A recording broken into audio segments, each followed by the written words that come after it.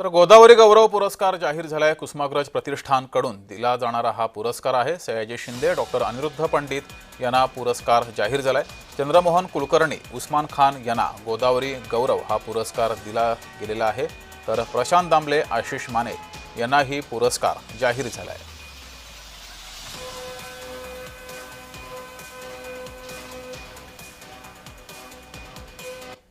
कुसुमाग्रज प्रतिष्ठानच्या वतीने दरवर्षी नाशिकमधून पुरस्कार जे दिले जातात, 2 वर्षाआड दिले जातात। एक पुरस्कार जनस्थान पुरस्कार असतो, तो 2 वर्षातनं दिला जातो आणि गोदावरी गौरव पुरस्कार जो दिला जातो तो 2 वर्षात दिला जातो।